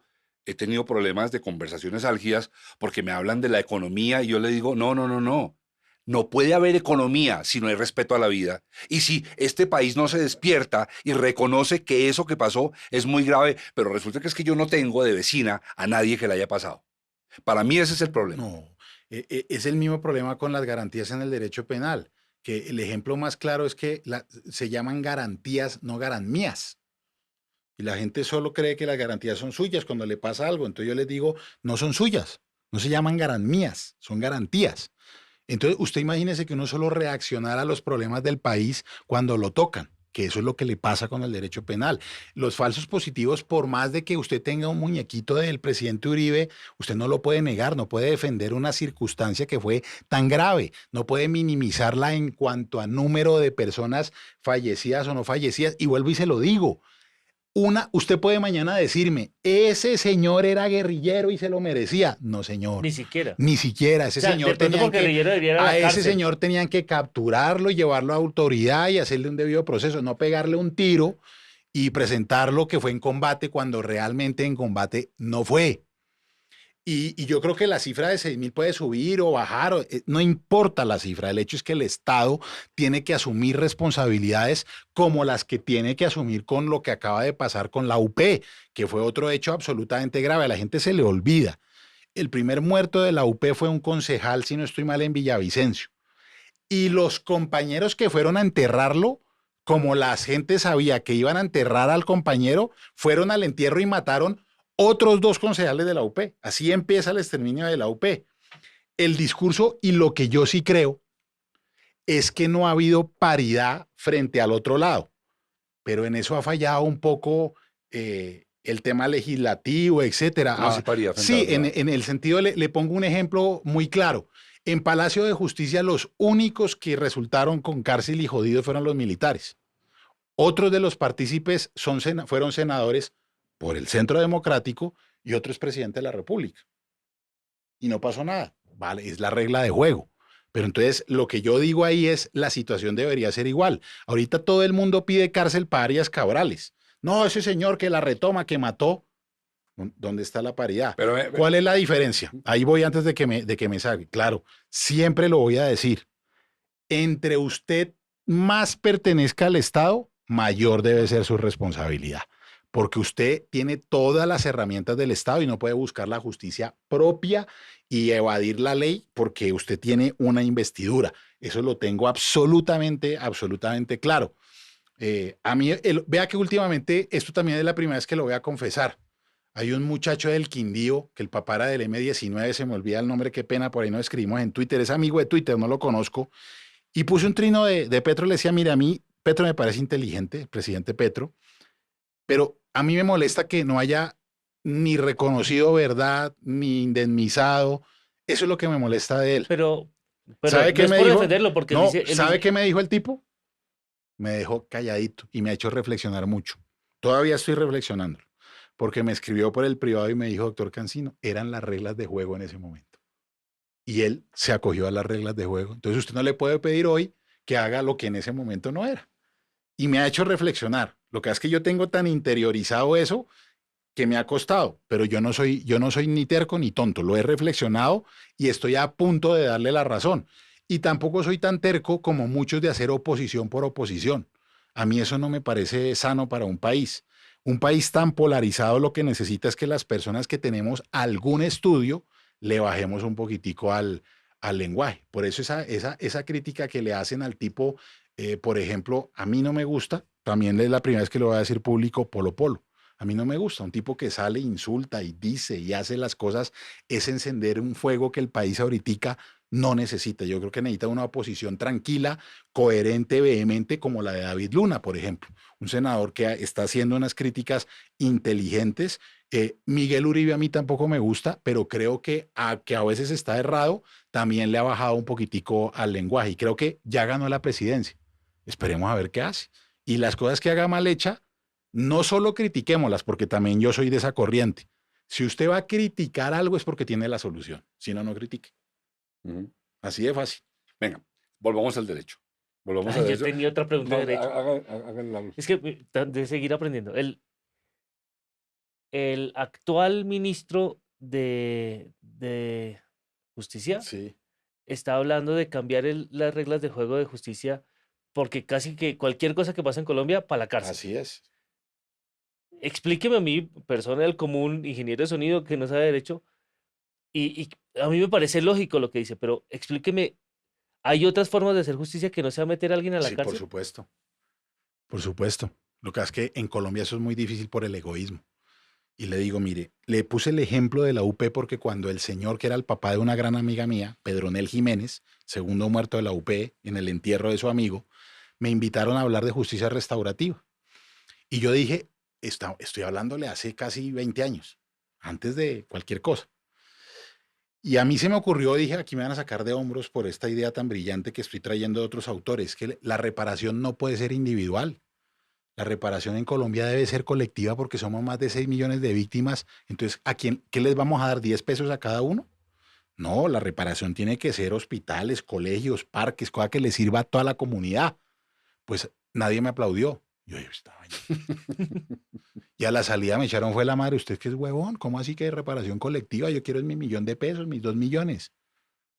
Entonces, la gente confunde reparación con plata y justicia con cárcel. O sea, que la Sí. reparación puede ser, por ejemplo, pedirle a los Pedir guerrilleros perdón. que hagan... Mire, hay personas que lo único que necesitan es que les pidan perdón. Yo le aseguro que viendo al tema de los falsos positivos, lo que la persona necesita que le digan es, lo siento, no que se lo explique porque no tiene explicación válida, no existe explicación válida. Lo siento, entiendo su dolor y la gente con eso mucha queda contenta. Lo mismo la gente va entendiendo y va aterrizando a que se da cuenta que la cárcel a lo mejor no es el fundamento. Yo tuve un caso muy bonito, digo bonito dentro de la tragedia porque se solucionó. Un caso muy famoso de un hombre de familias muy, muy ricas de Cali, salía de la pradera Potosí, atropelló y mató a 3 motociclistas, dejó otro herido. Yo lo defendí a él. Y en la negociación, la gente empezaba, no, 20 años de cárcel. Al final fueron 5 en domiciliaria, no en la cárcel. Y las familias entendieron. ¿Sabe cuál fue el momento más bonito de esa situación? Un muchacho que tenía 16 años, sus dos padres murieron y dijeron, listo, usted nos va a dar una plata. Pero mis papás me hubieran mantenido en el buen sentido que me hubieran dado, aunque sea una galleta tal. Y con el fiscal, un tipo muy abierto, dijimos, este caso tenemos que solucionarlo. Y mi cliente era consciente. Afortunadamente, eso tampoco lo puede hacer todo el mundo, tenía empresas de la familia. Era Varela Bellini, de Cali. ¿Sabe cómo se hizo con el muchacho? Le dijo, mire, le pido perdón, voy a pagar 5 años, pero además le digo otra cosa. Le voy a dar un contrato en una de las empresas de mi familia. Y usted empieza en este cargo porque ahí le toca. Si después quiere seguir, perfecto, lo voy ascendiendo y si usted quiere irse, pero le voy a dar su remuneración. Una oportunidad al menos. Claro, laboral, porque es que usted le da 200 millones a un muchacho de 16 años, a los 20 no tiene un solo peso. Y está él lleno decía, de tenis. no, y él decía, ¿y mis papás qué? ¿Me hubieran ayudado? Seguro sí, y usted me quitó mis papás. Entonces mi cliente también entendió y le dio lo laboral. Entonces las figuras de reparación pueden ser individuales, colectivas, etc. Este proyecto de ley tiene muchas cosas buenas y sobre todo que no hay ningún premio, para hablar de premio, no voy a ser técnico, si usted no ha reparado a la víctima, incluido el Estado. Si usted tiene un delito contra la administración pública, tiene que haberlo pagado primero para obtener cualquiera de las cosas que propone el ministro. Eso suena bien. Iván, ¿por qué en tus estudios, y me imagino que le has metido mucho estudio a todo lo que compone la cultura penal colombiana como cultura, ¿por qué? Y fíjate que nunca me ha hecho esa pregunta, me la hago aquí por primera vez. ¿Por qué los colombianos asociamos justicia con venganza? Eso no es solo de Colombia. Hay otros países que han vuelto la pena efectiva.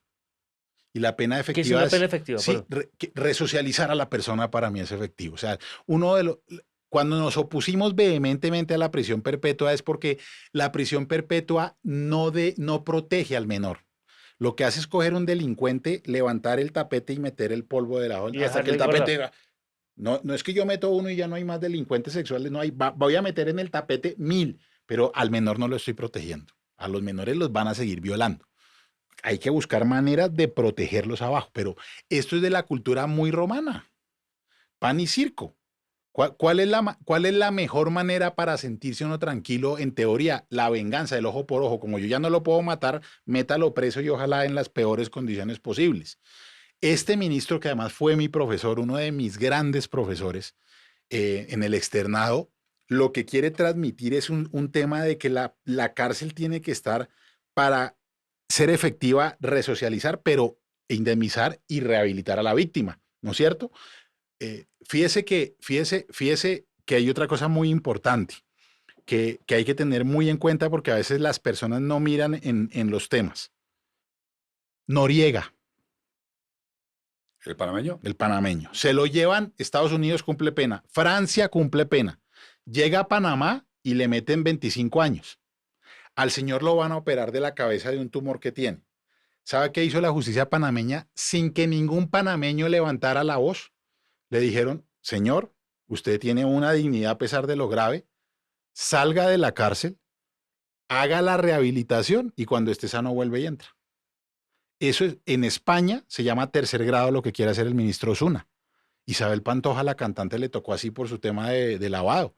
Cuando cumplen una parte de la pena, van volviendo a tener contacto con la sociedad. Entonces salen a las 8 de la mañana, aquí van a trabajar, en España pueden rascarse la barriga.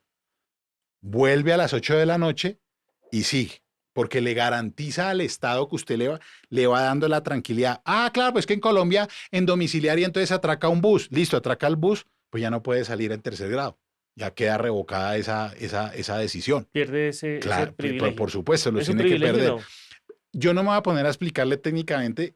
Digamos que sí es un privilegio. Un beneficio más. Sí, es un beneficio. Exactamente. Venga, ahí está. Esto me llama la atención porque, por supuesto, yo entrañablemente estoy de acuerdo con usted. Entrañablemente. O sea, creo, como mi mamá era trabajadora social de las cárceles. Ah, pues imagínese. Yo crecí, de ahí fue que yo escribí La mujer del presidente, fue por eso. Yo aprendí a leer en la de mujeres. una monjita en la zapatería me enseñó a leer, más mi profesora de primaria. Después de eso pasamos a la modelo. En la modelo conocí las mesas de billar y los caspetes y los reclusos me llevaban, porque además mi mamá atendía adentro de lo que llaman el penal. Sí, Entonces, yo conozco el drama del derecho penal colombiano, del derecho de la penitenciario, cárcel, del claro. sistema, que es oprobioso, es deleznable, es todo. O sea, para mí la mujer del presidente es uno de los mejores gritos que yo he pegado a decir, esto es horrible. Y estoy de acuerdo con que hay que hacer todo lo posible por evitar la cárcel, si se puede, dadas millones de condiciones de... Salvo para los crímenes Claro, muy pero graves, venga, ¿no? aquí va la pregunta. Claro. Veo la foto de Andrés Felipe Arias llegando a la corte con su señora, no me importa si bien o mal vestidos, pero divinamente, o sea, mostrando una comodidad de Estado, no lleva esposas, no lleva nada, perfecto, ok. Pero ya vale. le explico por qué. Vea, pero resulta que agarran al gringo este que seguramente sí mató a esa niña, Y le a ponen ese unas sí le ponen moradas. foto, lo muestran con esposas. A ver, hermano, ¿cómo es la cosa? No, yo solo lo he vivido mucho porque además yo tengo, para entrar a la explicación, uno de los reportajes más bonitos que a mí me hicieron fue Quien y qué me lo hizo Harold Agüeta, además un gran amigo e investigador de la revista Cambio, que además fue el que dio origen a Agroingreso Seguro. Harold, un chocuano muy querido. Claro, Andrés Felipe llega sin esposas con la esposa porque está en domiciliaria. Y cuando uno está en domiciliaria, sea Andrés Felipe o el que sea, llama al IMPEC y dice voy a ir al médico o voy a ir a deme permiso y puede ir solo, inclusive sin escolta. Porque si ya está en domiciliaria, pues lo puede hacer. Hay un voto de confianza. Claro, pero si usted echa la reversa, pues él sí estuvo en su momento con foto con esposas y en Estados Unidos con su grillete y su vaina. Iván, cuando llegó a Colombia lo metieron por la puerta de atrás y no lo dejaron Por ver. eso digo, en Colombia hay élites, en todo, ¿sí? En todo. Pero esa élite se deja ver porque es un preso muy connotado. Pero también a Pedro Pérez le pasa. Lo que pasa es que no hay una cámara de televisión mirando que a Pedro Pérez también le pasa. Entonces la gente lo que asocia es que Andrés Felipe porque fue. No, a Pedro Pérez, que era carnicero de la Huita Boyacá, también le puede pasar lo mismo, de que no lo sacan con esposas o ese tema de esas situaciones. ¿Qué es lo importante también de la reforma del ministro, que quiere igualar las cárceles? Aquí en Colombia todo el mundo quiere igualar por lo bajo, ¿no? Igualémoslo por lo alto. Utilicemos tanto terreno que hay de la SAE, etcétera, para crear colonias productivas como la que hay en Acacías, cárceles que no sean tan degradantes para que tenga un hacinamiento carcelario como la de Valledupar, que tiene 300% de hacinamiento.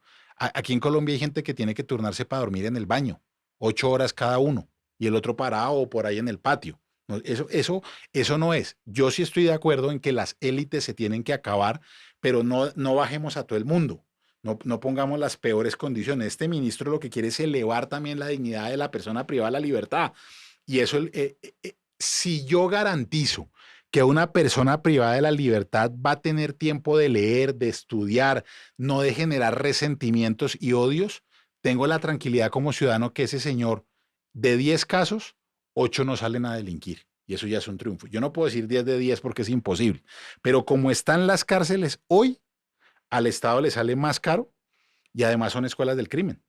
Como lo que pasó un poco en El Salvador con las maras. Eso ya me parece exagerado. Pero podríamos llegar a ese punto, ¿no? Sí, lo que pasa es que Bukelele ya es una cosa de pucha que Bukele. Yo le digo Bukelele por el Bukelele. Sí, me parece hasta su peinado, su cosa. Bueno, Iván, no. ¿usted qué siente cuando oye? Yo sé que esta pregunta va con doble intención, la admito. Me muestro ya como cuando el árbitro, levanto las manos así, póngame la roja. Cuando oye de un colega la expresión de la ética no tiene nada que ver con el derecho. Sí, pero es que eso yo no quiero defender a Abelardo porque además estoy impedido porque con Abelardo a mí me pasa que yo conozco a la persona, no al personaje. Abelardo es persona y es personaje. Y yo lo quiero mucho porque en cosas diferentes esa amistad me ha costado además mucho. Yo lo sé y pago el precio. Pero yo conozco a la persona en su entorno que no es su personaje. Y cuando él lo explicó, se lo voy a explicar sin la mayor prosopopeya del mundo. Nosotros tenemos un artículo en la Constitución que es divino. Dice, todo el mundo tiene el libre derecho a la personalidad sin más límites que la ley y los derechos de los demás. Punto. ¿Sabe cómo dicen otras constituciones? La ley, los derechos de la moral, de los demás, la moral y las buenas costumbres. ¿Usted se imagina lo que puede hacer un Estado? Anular el libre desarrollo de la personalidad, porque dice, no, es que llevar el pelo largo en el colegio va en contra de la moral del colegio, cortes el pelo. A mí me pasó eso. Ah, bueno, listo. El actual secretario jurídico de la presidencia, Vladimir Fernández, tuvo una tutela en Neiva, Orquelejo Pita, de las primeras por eso. El colegio le quería hacer cortar su pelo, puso tutela por el libre desarrollo de la personalidad y se la ganó. No le tocó quitarse el pelo al actual secretario de la presidencia, compañero mío de la universidad también. Pero dentro de esas circunstancias, pues realmente lo que uno mira en el derecho penal, una cosa es la ética de comportamiento suyo. Y ahí sí tiene que ver todo con el derecho. Usted tiene que ser ético en el ejercicio profesional, de no salirse de la ley. Pero él no lo explicó ni tampoco se va a desgastar. Lo que quería era, a veces por dárselas uno más de erudito, si usted mira todas las corrientes de las rayitas de la filosofía del derecho, usted mira dónde se encuentran la moral, la ética y el derecho. Pero usted se imagina donde el derecho penal girara en torno a lo que fuera la ética y las buenas costumbres en el análisis del delito. Entonces yo se los explico a los alumnos. Si eso fuera cierto, entonces la pena del Papa por matar a alguien sería diferente a la del diablo por matar a alguien. Porque, pues imaginen un tipo tan moral y de buenas costumbres como el Papa frente a un tipo tan falta de ética como el diablo, pues terrible. Entonces, a eso es a lo que él se refiere, pero por supuesto que en el comportamiento, mire, a mí me ha tocado gratamente, muchos alumnos de muchas universidades me llegan a entrevistar con ese tema, la ética y el derecho, y yo siempre empiezo con lo mismo. Lo único que un abogado no puede traspasar jamás en su comportamiento es la ética. Lo que la norma le dice, porque desafortunadamente para el abogado hay una norma de lo que es ético y no es ético. Pero la moral y las buenas costumbres, pues yo estoy acostumbrado, es que usted no es moral porque defiende o defendió a la gata. Usted no es moral porque defendió a Kiko Gómez. Usted no es moral porque defendió una pirámide. Sí, es la suya, pero yo lo hice dentro de los límites de la ley y de mi deontología jurídica. Entonces, claro, dio papaya se la cortaron, obviamente. Y él escogió una vida donde es un personaje, y vuelvo y le repito, yo conozco la persona. Entonces me queda difícil. ¿Y tiene los discos de él? Pero por supuesto, además. ¿Se los escucha en la casa? Le ¿Los voy pone? a contar una anécdota. En los cumpleaños me llama a cantarme el Happy Birthday a las 8 de la mañana. Pero una cosa es que un amigo lo llame a cantar el Happy Birthday, otra es que usted tenga el disco y lo ponga en la casa para oírlo. Pero no lo oigo. Pero por Ojo, supuesto escuchando, que cuando lo lanza siempre escucho porque le manda uno el mensajito y lo escucho. Y le quiero hacer otra propaganda, ya que ustedes dieron papaya. El ron defensor que sacó, espectacular. Yo no tomo. ¿El ron de Claro, licor? pero cuando lo caté, el de 12 y el 18 años, un trago de primera categoría. Sí, parece que el tipo tiene un gusto para el trago. Sí. Y mire, yo sé que tenemos que cerrar, pero de verdad no me quisiera. No, yo tampoco me quiero no me ir. quisiera despedir. ¿Está pasando bueno? Claro. Y venga, mire, yo reconozco y otra carta que pongo, y no me siento orgulloso de eso, es una cosa que reviso todos los días de mí, pero sé que tengo una tendencia a ser fundamentalista. ¿A qué me refiero con fundamentalista? Yo, por ejemplo, me distancio de manera vehemente de que en Colombia hayan hecho la vida de Pablo Escobar como se hizo. Claro. Como se hizo. No porque se haya hecho, como se hizo. Y me parece que los que la hicieron tienen una gran deuda con Colombia porque nos marcaron una cicatriz muy difícil de borrar en el mundo entero y a esos personajes. Entonces, modelo a fíjese, seguir. Pero si va- Mauro, ¿la que se hizo en Colombia colombiana la que o hizo- la, la que o hizo- la, o no, la de la del Netflix? patrón del mal, la que protagonizó este muchacho. Bueno. Andrés. Y claro, pero si vamos a hablar con los que la hicieron, ellos dirían exactamente lo que usted acaba de decir. Yo estoy haciendo un trabajo, yo no le estoy robando nada a nadie, yo no dije nada contra la ley, lo que dije, pues usted lo interpretó como quiso. Ok, pero entonces ahí va mi carta, yo soy fundamentalista. Entonces yo lo quiero que usted se vaya de este podcast, en el cual además cuando cierre le va a hacer una gran confesión a usted. Sí, señor. Quiero que se vaya de este podcast con esta inquietud.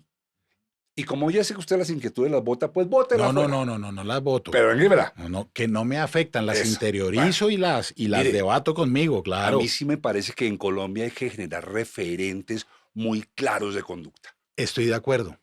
Y creo que usted y ese señor de quien acabo de hablar, que a mí sí me cae regordo y yo no quiero oír sus discos, usted no, pero él sí es un muy mal ejemplo. No, mire, por eso le digo que yo no puedo opinar del personaje y la persona. Yo en eso no voy a debatir porque lo entiendo. Y frente a lo que usted me dice, yo he tenido debates porque además me da risa porque la persona sí se amarga conmigo. Le voy a contar 3 casos. Yo ya ni me acuerdo por qué Margarita Rosa de Francisco me echó un trino. Esa señora la adoro, parece fabulosa. Y yo le contesté decentemente porque yo creo que siempre contesto con altura. Me la encontré hace poquito en el aeropuerto de Miami y yo la saludé, o sea, inmediatamente le cambió el rostro. O sea, yo digo, señora, se amarga conmigo que yo soy un pobre pendejo. Sí, mentí, yo eso lo dejo pasar. Benjumea, el actor Benjumea, es que se me Ernesto. olvida, Ernesto, un actor, el berraco, y un día me pone así como Solórzano hace poquito, es que los abogados que se ganan la vida, yo le contesté en una columna que dejé hace poco del Diario de Occidente a Benjumea, muy bonita, no la voy a leer toda acá, pero más o menos lo que dice, le recapitulé, le digo, oiga, usted se ha ganado la vida interpretando a Martín Sombra, a este otro, puro paraco y le pagan. Y a usted le pagan por actuar un personaje. Yo soy abogado de esas personas. Yo también tengo derecho a ganarme la vida. Un Es un poco, argumento contundente. no, y el de Solórzano yo lo entiendo, pero es lo mismo. Imagínese el flaco Solórzano también, semejante actor, un tipazo, un bacán. Todos los últimos papeles desde las muñecas de la mafia para acá han sido de esa cultura traqueta. Entonces, un gran problema de Colombia también es no hacer ese análisis de mirar y autoexaminarse. La gente le gusta criticar mucho antes de hacerse, y yo por mi profesión hago muy pocos juicios, pero en el fundamento de lo que usted me dice y se lo agradezco, ¿quiénes son mis jueces? Porque yo tengo jueces. Mis jueces son mis colegas y mis hijas. O sea, todo el mundo lo dejo que opine de mí, puede opinar de mí. Y lo vuelvo y le repito, hay cosas que me resbalan, otras las interiorizo, las analizo y digo, sí lo puedo cambiar o esto definitivamente no lo voy a cambiar. Pero lo de modelo a seguir el día, claro, hay muchos colegas que me critican y yo lo respeto. Pero el grueso de los abogados defensores, porque me lo dicen además por redes, públicamente, interno, y eso es lo que yo sí creo, y es mi juez. Yo soy un modelo a seguir por vehemencia, por coherencia, por lo que sea. Para el común del ciudadano a lo mejor soy otra cosa, pero mi juez es ese, del modelo a seguir, y por eso yo duermo tranquilo, porque yo me preocupo cuando hago algo y algún colega me critica y se lo explico y él me contesta si estoy de acuerdo o no estoy de acuerdo y yo modifico mi conducta en algunas cosas, no porque la haya hecho contrario a lo que es, sino digo, sí, yo tengo que ser un referente, porque mi papá fue un referente. ¿Un referente de qué? Del abogado defensor. Yo no soy referente ni como padre de familia, ni como estudiante, como abogado defensor. ¿Y mi nicho cuál es? Los abogados defensores y mis hijas. Por eso las explicaciones también se las doy a mis hijas que me han hecho, los amigos de ella también muchas veces me dicen, pero tú cómo puedes defender a un culpable. Cuando les explico, puede que no salgan convencidas, pero Hay entendieron el argumentos. Sí, argumento. antes de hacerle Claro. la confesión que le voy a hacer para despedirnos, le voy a decir, mire, de lo que yo acuso a Álvaro Uribe Vélez, que no está en el Código Penal, porque en el Código Penal ya lo acusaron suficiente, de lo que yo lo acuso es mucho más grave. ¿De qué lo acusa? Lo acuso de haber corrompido. A ver, en Colombia ha habido corrupción siempre. Eso no llegó con Álvaro Uribe. De lo que yo acuso a Álvaro Uribe es de que su política corrompió el pensamiento, que ahí sí tenemos grandes problemas, porque descontaminar el pensamiento de 2 generaciones que crecieron con la idea de que la ley es el obstáculo que yo debo saber evitar y si no lo puedo evitar lo cambio. Yo creo que eso lo vamos a pagar por centurias los colombianos. Por eso le digo, un tipo como usted, con esa cabeza, con esa dialéctica, con esos antepasados, de ejemplo, hombre. Pero es que ahí es No, donde... es que un tipo como pero Diego usted Cadena es tam- grosero donde usted lo ponga. Pero usted también cayó en la trampa, porque es que vuelvo y le repito, yo nunca he votado, es decir, las políticas de Álvaro Uribe No, a yo mí no no estoy me hablando de Uribe, no me interesan. enrede. No, Usted, no por eso, usted pero...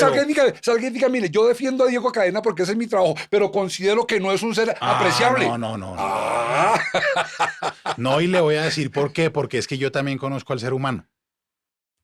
Ustedes ven también a Diego Cadena, al que pasan públicamente, y a lo mejor, esa es la forma que él encuentra para enfrentar su problema. Esa es la persona. Cada persona encuentra su forma de enfrentar un problema. Sí, hay personas que se esconden, hay otras personas que se sonrojan. Él es un poco descarado.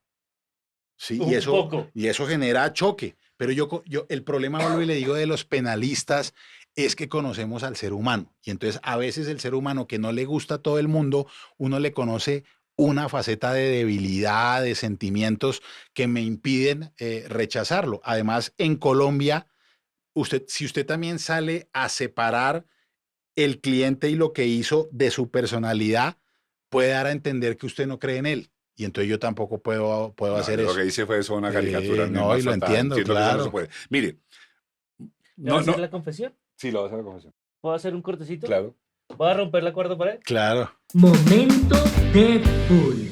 Este es el momento de decirles que se suscriban, que nos sigan, que le den like, que compartan el video y nos vemos también en la próxima. Gracias, Ger. Ahí va la confesión. Mire, este podcast que nace de un ejercicio completamente íntimo, en una conversación con mi hijo, que si usted oye el podcast, espero, ahí por ahí No, yo los he escuchado, lo cuento claro. cada rato. Ahorita me dice cuál escucha. No, completo, solo el de Alice. Nace de eso, luego mi gran amigo de la música y de la banda que tenemos, como era Germán, se suma y hemos creado este espacio, y entonces se suma Wilba, se suma Joshua, se suma Nicole, la empresa Valencia Producciones, pero todo esto sigue siendo un núcleo mío de necesidad. Yo me estoy haciendo terapia, tengo 62 años y quiero creer que sí estoy siendo algo, y estoy siendo muy sincero, no estoy echándole carreta. Yo quería invitar a alguien de la otra orilla de mi ideología, aparentemente, ahora no estoy tan seguro, mire y verá, le estoy confesando cosas, y fue mi hijo el que me dijo, necesitamos invitar a alguien que no pertenezca a nuestro grupo ideológico. Yo no soy de izquierda, Iván, no soy. No, me gusta que las cosas sean justas para todo el mundo. Y ahora eso se volvió mamerto. Bueno, la cantidad de estupidez que se dice en la calle no la quiero mencionar. Y mi hijo dijo, nos están asociando, nosotros no somos bandera de ninguna ideología, ni de ninguna religión. Invitemos a alguien del otro lado que nos genere respeto.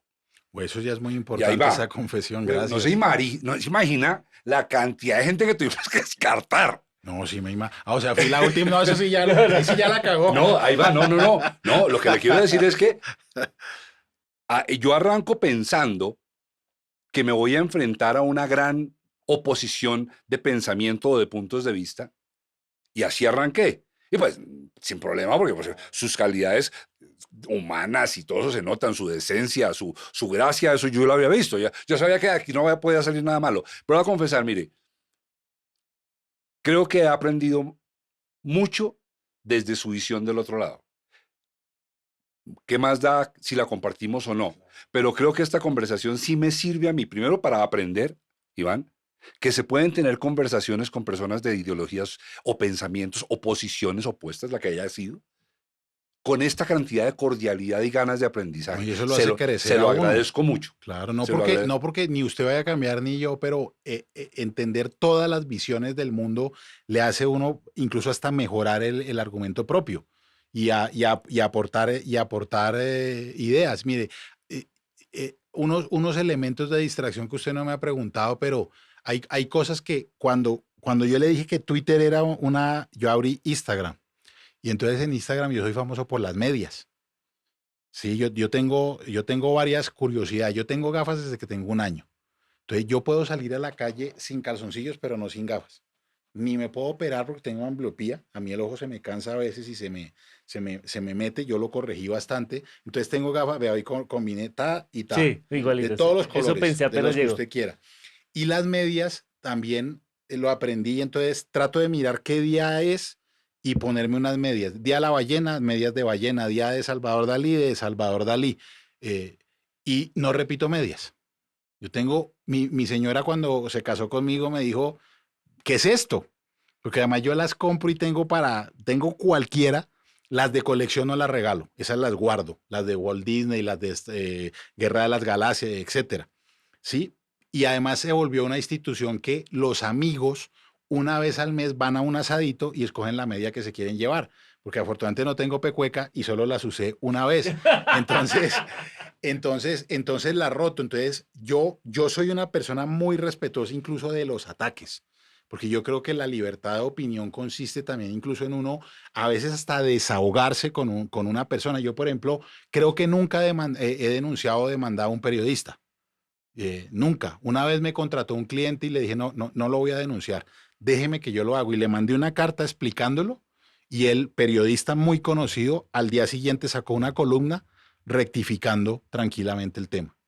Además, mi papá me dio un consejo muy sabio que aplico. Una de las P no la puedo decir por la circunstancia actual, pero dijo, jamás pelee con alguien por P. No pelee con periodistas, con porteros, con policías, con penalistas, y la otra no puedo decirla porque se me viene todo el mundo encima. Entonces, uno aplica eso en la vida y vuelvo y le repito. Martín de Francisco y Moure, que también algún día me gustaría hablar con ellos, una vez me definieron y dijeron, no, es que ese muchachito cansino se las da de bacán, pero que va, ese es un facho disfrazado.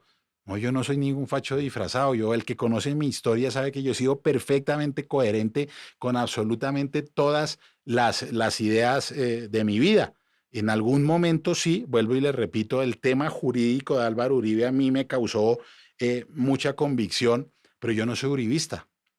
Yo creo que con el expresidente Uribe me he visto 2 veces en la vida y por ahí 3 veces por teléfono he hablado. Ni siquiera con el caso de Diego Cadena. Yo no lo dejo que se meta en absolutamente nada de eso. ¿Con Diego hablará? Seguramente sí. Y a veces Diego me dice, no, me llamó, me comentó tal cosa.